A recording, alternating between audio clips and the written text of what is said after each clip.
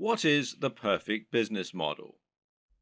Of course, that will all depend on who you ask and on your personal preferences. But it's definitely very possible to make an exceptionally strong argument for dropshipping. This is a business model that has huge advantages over selling your own products, over becoming an affiliate marketer, and certainly over making money from adverts. It has all the strengths of each and none of the downsides of any of them. This is a business model that allows you to work from home and earn passive income, while at the same time building a big brand for yourself and selling real physical products. So, why isn't everyone getting involved in dropshipping already? Why do so many people still choose to make money as an affiliate marketer instead? Well, the answer is simple. A lot of people still don't know what dropshipping is or how to get involved in it. Of course, this video series is going to change all that and help you to understand what dropshipping is, why it's so beneficial, and how to get started with it. By the end, you'll be running your own dropshipping business, making money by selling products with your branding on and without having to spend any money up front or take any form of financial risk. Didn't I say it was the perfect business model?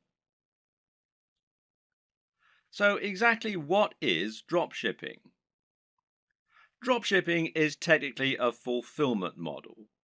Fulfillment in a business term, of course, means delivery. So, in this sense, dropshipping is the manner in which orders are delivered to customers. Normally, selling a physical product means that you need to buy numerous items and then sell them at an inflated price. The way you would normally do this is as a reseller. Here, you would buy wholesale items, inventory bought in bulk at a discounted price, and you would then sell it on at an inflated cost and keep the difference, and that's your profit margin. The problem with this model is you need to make a big investment in the stock, and then you have to deliver the products to your customers.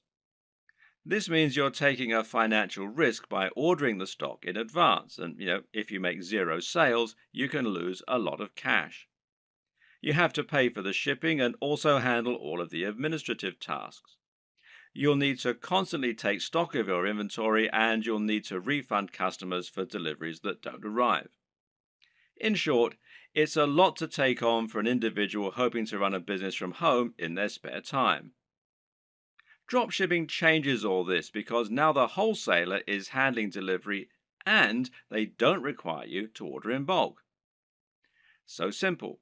You list the items for sale in your online store just like you normally would, and then when a customer orders them, you pass that sale on directly to the wholesaler. They then send out the product on your behalf and make sure it reaches the buyer, and you get the money. This might sound very similar to affiliate marketing, but there are a few key differences. For starters, the amount of money you earn will tend to be higher than affiliate marketing.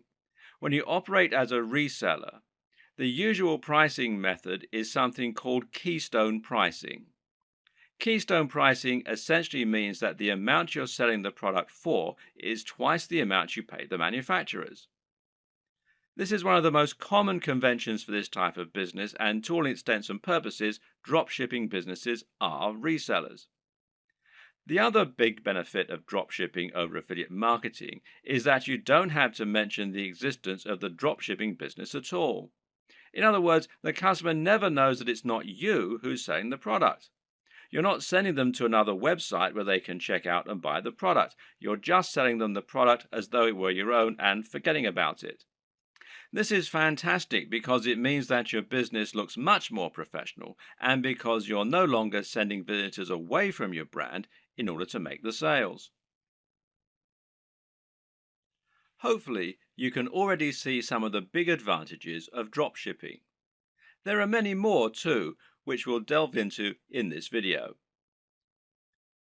Working as an affiliate marketer will often mean that you have to sell digital products in order to get the biggest profit margins. While it's true you can get 75% and upwards from affiliate networks like JVZoo, this will normally mean that you're limited to selling ebooks and online courses. This can be an effective way to run a business model, but it's also sometimes quite restricting. While digital products have many advantages, their appeal is not as broad as it is for physical products. For example, if you try and sell a digital product to your grandma, you'll probably have difficulty.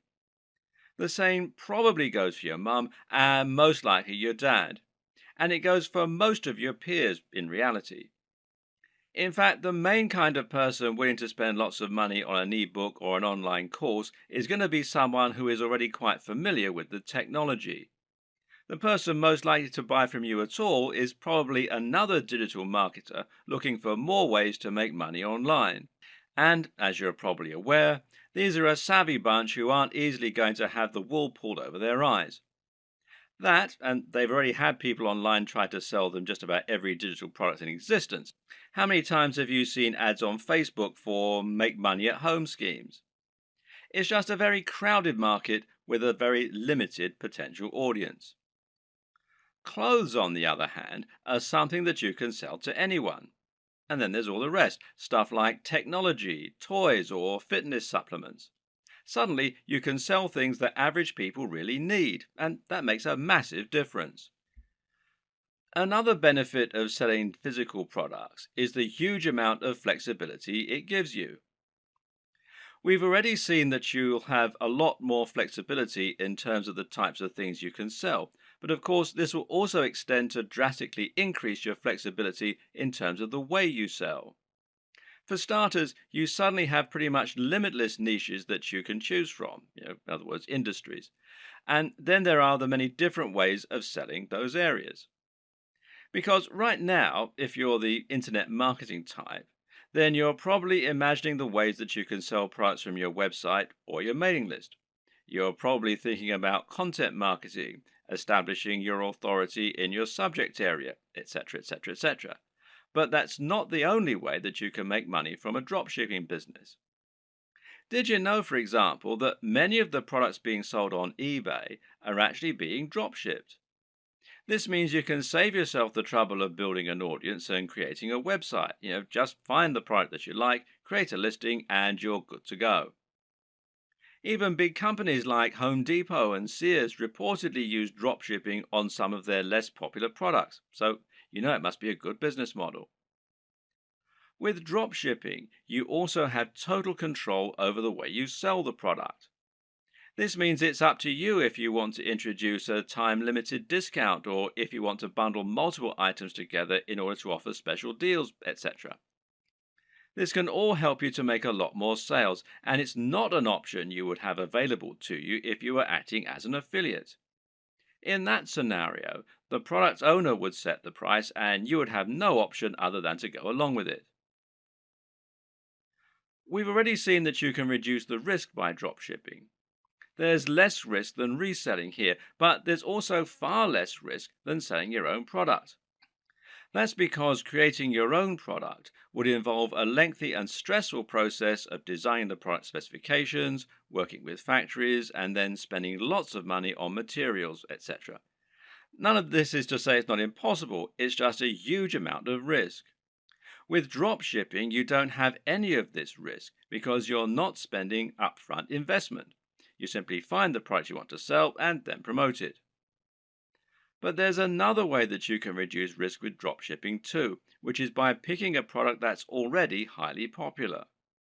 By finding products that you know are already selling very well and are very in vogue, you can completely minimize the possibility that your product won't sell. Now you're selling products that will sell in droves. You just need to find the people who are buying and make it easy for them. Perhaps the biggest advantage of the dropshipping business model, though, is one that many people don't even consider. As mentioned, dropshipping has the benefit of allowing you to keep the actual manufacturer/fulfillment company as a silent partner. They will send out the products on your behalf, but as far as the customer is aware, they bought it directly from you. This has the massive benefit of meaning that you're not sending visitors away from your website. This is a massive deal as a digital marketer. If you've been working in this business a while, you should have a good idea of just how hard it is to attract customers to your website and to your business. This is what you'll spend most of your time doing working online, and you'll probably find it takes up much of your effort. If you're an affiliate marketer, you're bringing those visitors to your website so that you can sell products other companies have created. This means that when they buy the products, they have to leave your website and thereby disengage with your brand. Which brand are they more likely to remember and visit in the future? The guy who recommended the product to them, or the company that actually sold it to them? And when they want more of the same thing, well, where are they going to go? Now consider this. How can they buy more products from you during the same session if you're actively sending them away from your site? Instead of being able to offer a smorgasbord of products that you handpicked, you're now simply telling them to go somewhere else and buy one item. With a drop shipping business, you no longer have this problem. Now you can offer all the items you have for sale on your website from one spot and let your customer choose as many as they want, and then continue to buy from you. But that's not even the best part. The best part is that in some cases, the products you sell will even be able to have your company name on them. This is called white label drop shipping, with the white label essentially describing the packaging or the branding. So let's say you want to sell a supplement like creatine for your fitness website. With a white label service, the product will be developed with packaging that literally consists of a pot and a white label attached. That white label can have your branding printed right on it, meaning that to all intents and purposes, this is now your own product. In many cases, you can even choose a blend of ingredients that will go into the product. In other words, if you're selling a supplement like a vitamin tablet, you can select all the vitamins and minerals yourself and then add your own logo. If you don't sell a single item, you've lost nothing. But if you sell lots, you'll be making a profit at the same time as building your own brand and your own market presence. The big challenge when it comes to drop shipping, though, is finding a drop shipper. This is very clearly a business model that has more benefits for the marketer, and so, of course, not everyone is going to be eager to offer their services. How do you go about finding a drop shipper when they're in such short supply? Well, there are a number of options, but with any digital business, we tend to prefer keeping things simple and cheap. In this case, the best place for you to start is by looking at websites that act as directories for dropshippers, wholesalers, and manufacturers. One great site that will do all this is Alibaba, which you'll find here at alibaba.com. Another good one is Worldwide Brands, which you'll find here at worldwidebrands.com. The latter is probably preferable, as this specifically features dropshipping companies and has a large number of advantages for dropshipping businesses.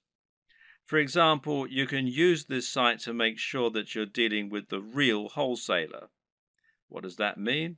Well, it means that you can avoid making the mistake of signing up to sell products that someone else is dropshipping to you, thereby scraping profit from you. This is a common practice and one to be careful of when you're just starting out. Worldwide Brands is perfect if you plan on finding a dropshipping manufacturer quickly and selling their products on eBay or Amazon. The only problem with this plan is that there's a fairly hefty sign-up fee. Currently, it costs $249. Okay, so that's not astronomical, and this is a lifetime membership.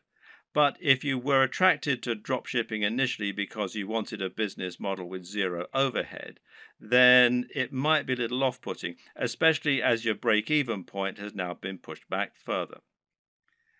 So there is a free review, though, at the time that I'm making this video.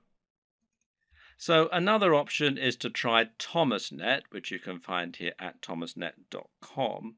which, like Alibaba, has a selection of different types of manufacturers and wholesalers selling different types of products and different types of services.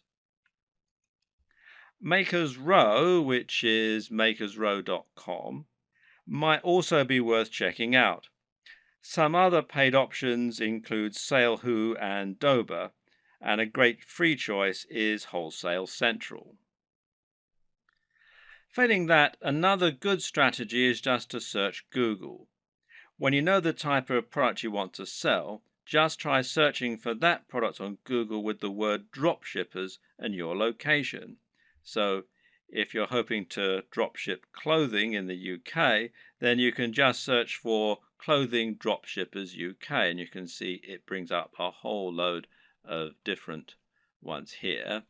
And one that I looked at earlier was this one, fashiondropshippers.com, which seems to do exactly what we want.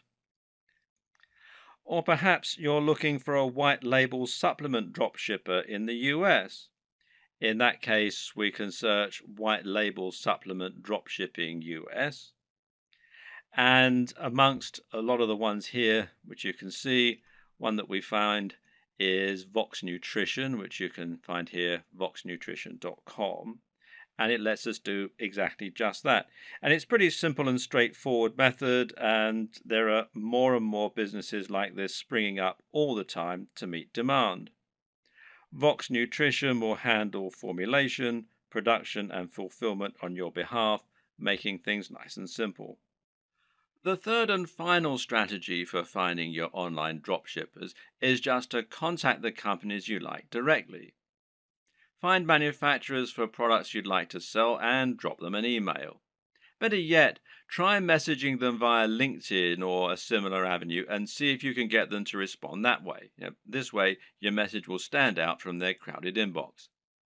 You could even visit stores in person and ask the owner if you could have the contact details for the company that sold them X product. And this works better for smaller, privately owned stores, of course.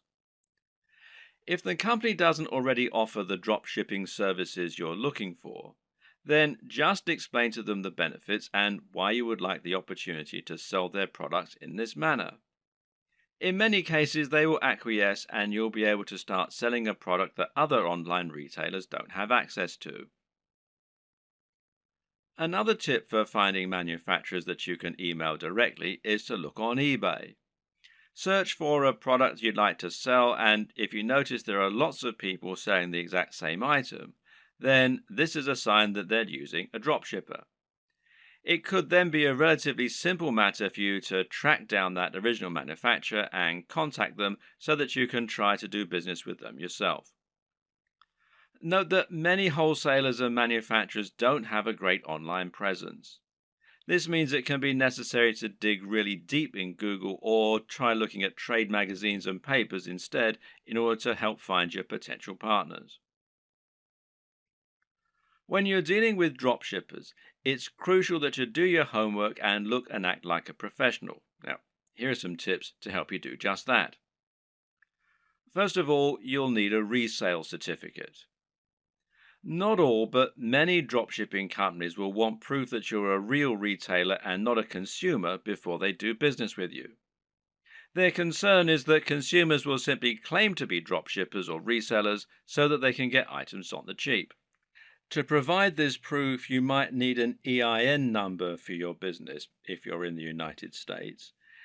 And you can find out more here at the IRS website.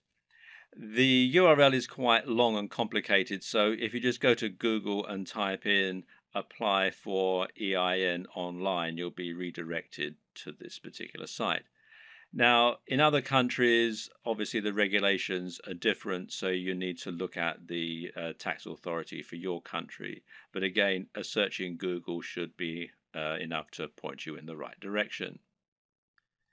You might also need a resale certificate, and you can find out more about those at this site here, which is wisegeek.org/what-is-a-resale-certificate.htm. If you're going to speak in person, then it can also be a good idea to familiarize yourself with all the terminology regarding dropshipping so that you don't sound like an amateur. You should also look out for fake dropshippers. When choosing dropshippers, there are a number of businesses you need to look out for. These are not really dropshippers in the truest sense of the word. You need to avoid these companies as they won't always get you the best deals and they might not be able to offer you the same kind of value as other organizations. Be aware of companies that want ongoing fees, which real dropshippers don't require.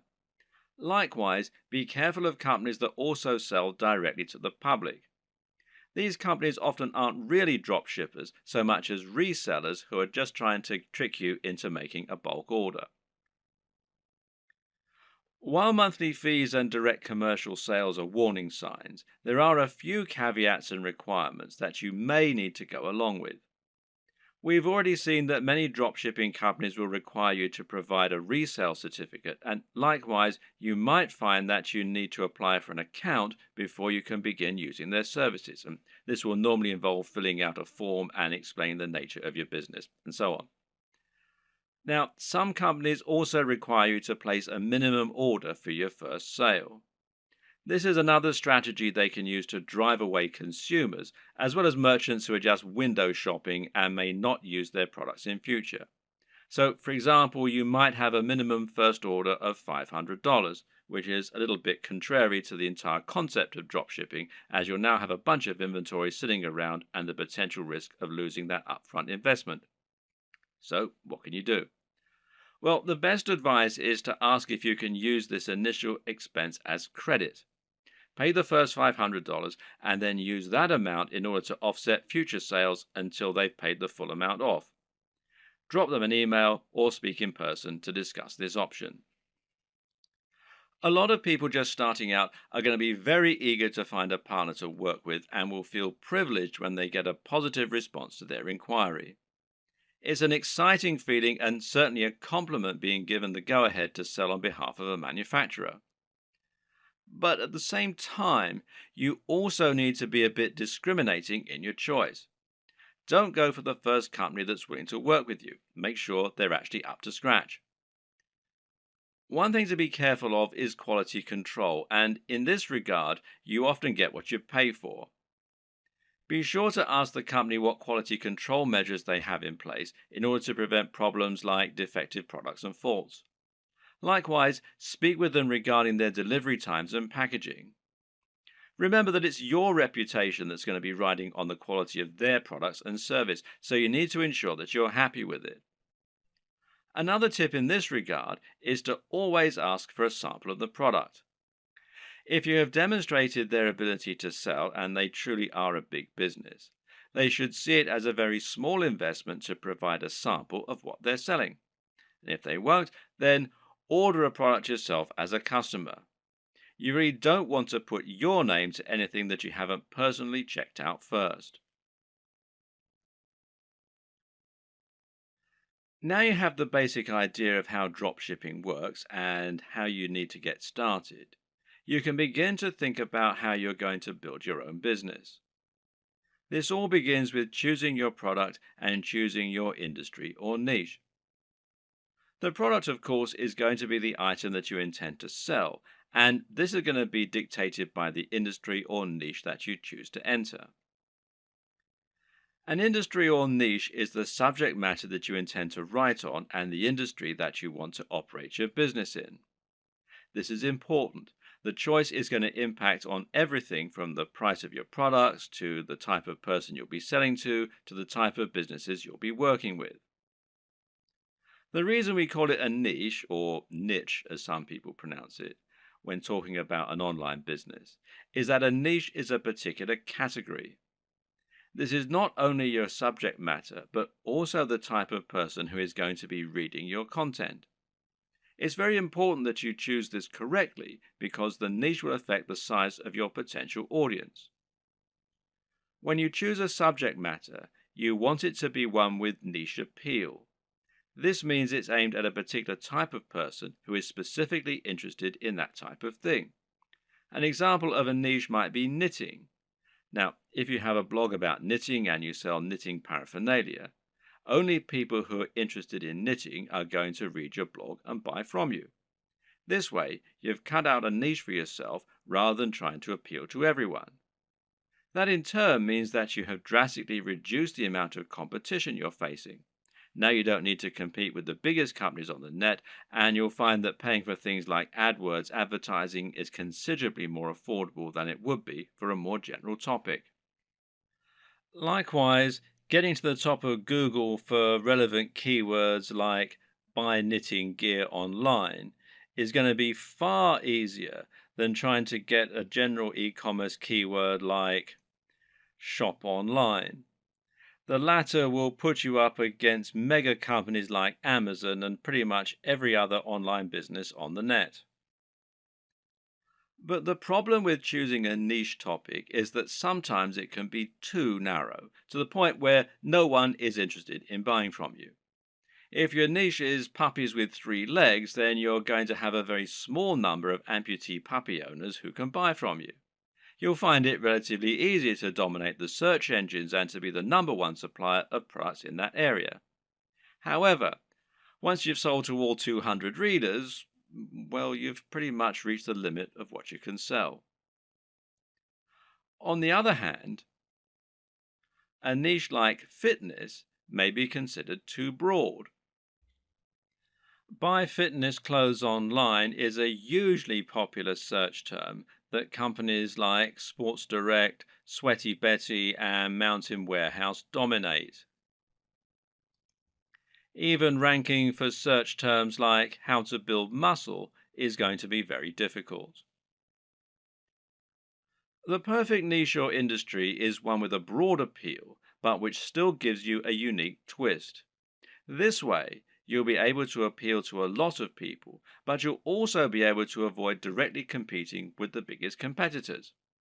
This will also give you a better route to market, which is a term that describes any direct access you might have to your target audience. An example of a route to market would be a forum dedicated to the subject matter you're writing about, or an industry magazine. With all this in mind, how do you find the perfect niche for you? Well, there are a few things to consider. Now, a lot of people watching this are going to already have a blog or a website. In that case, the best niche is obviously going to be the one that you're already in. All you need to do is simply pick a product that your current readership will enjoy. You should already have their trust, so all that's left to do is to offer them products and explain how and why they can benefit from them. Then there's an area you're already interested in. This will often align with the last point, but you should always pick a niche that you find personally interesting. This makes a gigantic difference to the quality of the content you put out, to your ability to pick the best products, and more. Remember, as a blog owner, you're going to be required to write thousands of lines of content on this subject in order to demonstrate your expertise and to gain the trust of your voters. If you don't know anything about the niche, this is going to come across in your writing and you're going to find it a very dull job. On the other hand, if you have a legitimate love of the niche you're writing in, you'll find it no chore at all to write all that content, and you'll find it much easier to wow your readers with what you know. What's more, you'll have a better idea of how to pick a truly great product that will stand out and attract your audience. You'll have your finger on the pulse. There are also niches where you have an upper hand. Again, this relates directly to the previous two examples in many cases. Suffice to say that most of us will have contacts and advantages in some niches that give us an edge. Perhaps, for example, you happen to know the owner of a very big fitness website or of a very big fitness magazine. Knowing this person will thereby make it much easier for you to get a cheaper advert or maybe even an article inside the magazine. Now you can reach out to that audience directly and hopefully sell more product. Have a long think about your list of contacts and friends, and then consider finding a product that will let you make the most of those advantages.